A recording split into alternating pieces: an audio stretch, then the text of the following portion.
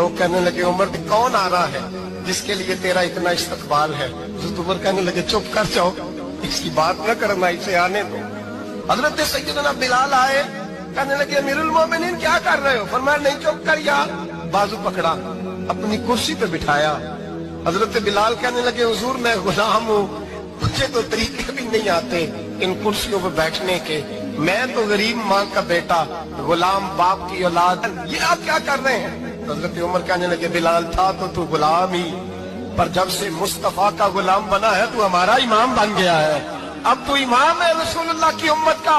فرمایا وہ مجھے دن یاد ہے جب مکہ فتح ہوا تھا، بت ٹوٹ گئے تھے، بڑے بڑے سردار تھے، اور میرے نبی نے فرمایا بلال سے کہو کعبے کی چھت پہ چڑھ کے اذان دے، تو لوگوں نے کہا حضور یہ سارے جل گئے ہیں، کسی اور کی ڈیوٹی لگا دے۔ حضور نے فرمایا چپ کرو، بدر میں مار کھا کے اذان پڑے تو بلال